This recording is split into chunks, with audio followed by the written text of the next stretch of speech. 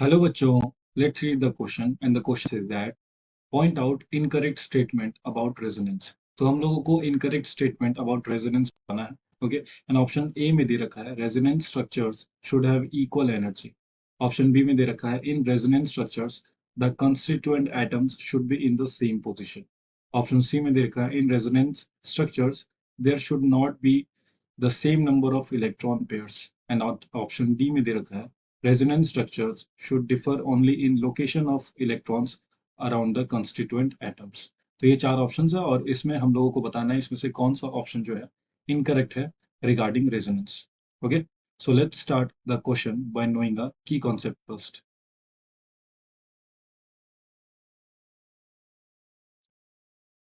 So the key concept of the question will be resonance.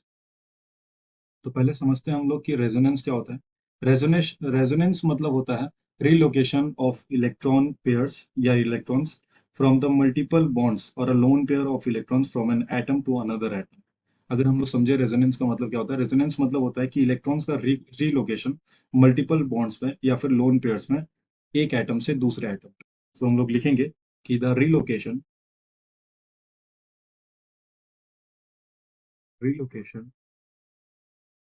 Of electrons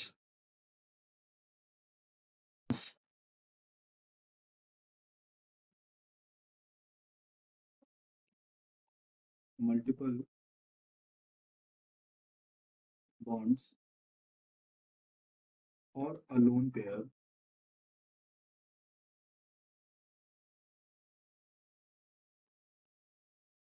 or a lone pair of electrons from an atom from an atom to another atom to another atom or an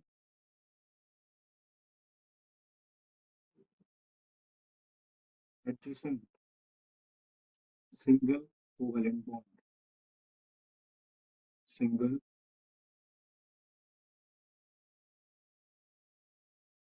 covalent bond। तो resonance मतलब क्या होता है, resonance मतलब कि relocate हो जाना किसी भी इलेक्ट्रॉन का कहाँ से, या तो multiple bond say that is double bond या ट्रिपल बॉन्ड, या फिर वहां पे जो लोन पेयर मौजूद है किसी भी एक एटम से दूसरे एटम में। अब ये एटम जो है सेम भी हो सकता है और डिफरेंट भी हो सकते हैं, या फिर किसी भी एडजेसेंट सिंगल कोवेलेंट पे चले जाना। अगर बगल में कोई कोवेलेंट बॉन्ड है तो वहां पे रिलोकेट हो जाना किसी भी इलेक्ट्रॉन का। ओके, सो अगर हम लोग ऑप्शंस में देखें तो पहला ऑप्शन दे रखा है कि resonance structure should have equal energy. ये ऑप्शन जो है करेक्ट है। रेजोनेंस स्ट्रक्चर्स के पास ये जो एनर्जी रहता है वो इक्वल रहता है।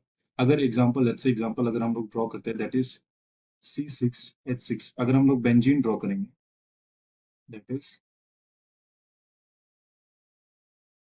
बेंजीन का अगर हम लोग रेजोनेटिंग स्ट्रक्चर बनाएंगे तो ये पहला स्ट्रक्चर हो गया। और दूसरा स्ट्रक्चर जो है वो कुछ इस तरह बनेगा। डबल बॉन्ड जो है वो अल्टरनेट रहता है, हम लोग जानते हैं बेंजीन में। तो बेंजीन में अगर देखें तो दोनों का सेम एनर्जी एनर्जी रहेगा, दोनों रेजोनेटिंग स्ट्रक्चर्स का एनर्जी जो रहता है वो सेम रहता है। सेकंड ऑप्शन जो है in resonance structures constituent atoms should be in the same position. और अगर हम लोग इस एग्जांपल में भी देखेंगे तो यहाँ पे जो भी कार्बन के एटम्स है वो हम लोगों का सेम पोजीशन पे, दैट इज ये सब जो कार्बन के एटम्स हैं दैट इज 6 कार्बन के एटम, वो अभी भी सेम पोजीशन पे हैं दूसरे रेजोनेंस स्ट्रक्चर्स में भी। ओके, सो ये ऑप्शन भी जो है हम लोगों का क्या हो जाएगा, करेक्ट हो जाएगा। ऑप्शन सी में देखेंगे the resonance structures there should not be same number of electron pairs. तो ऑप्शन सी जो है वो इनकरेक्ट है, क्योंकि हम लोग देख सकते हैं कि जो भी रेजोनेंस स्ट्रक्चर्स बनते हैं इसमें नंबर ऑफ इलेक्ट्रॉन्स जो है वो हम लोगों का सेम रहने वाला है। मतलब दोनों दोनों ही स्ट्रक्चर्स में, चाहे वो स्ट्रक्चर नंबर ए हो या फिर स्ट्रक्चर हम लोगों का बी हो दूसरा वाला, दोनों में जो नंबर ऑफ इलेक्ट्रॉन्स है वो हम लोगों का सेम रहेगा।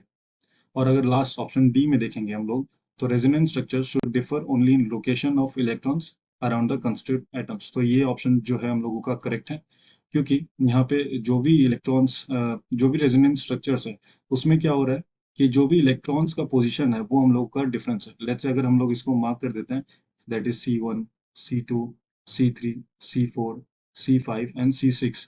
तो क्या हो रहा है इसमें पहले और सिक्स कार्बन के बीच में जो है इलेक्ट्रॉन बॉन्ड पेयर है। ओके। पर यही अगर दूसरे वाले स्ट्रक्चर में देखें तो ये जो रिलोकेट हो गया पहले और दूसरे कार्बन आइटम में चला जा रहा है। तो मतलब इलेक्ट्रॉन्स जो है वो हम लोग का जो लोकेशन होता है वो डिफर कर सकता है इलेक्ट्रॉन्स का around the constituent atoms. So the correct option will be our option C.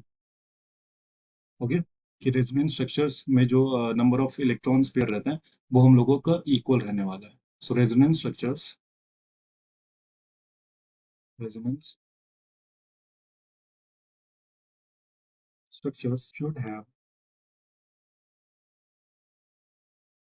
should have same number of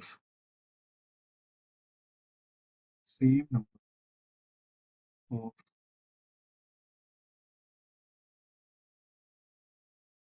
electron pairs. ठीक है। रेजोनेंस स्ट्रक्चर्स के पास ये जो इलेक्ट्रॉन पेयर है वो हम लोगों का नंबर जो है इलेक्ट्रॉन पेयर्स का नंबर वो सेम रहना चाहिए। सो ऑप्शन सी जो है वो हम लोगों का करेक्ट हो जाएगा। Hope you enjoyed the concept. Thank you and best of luck.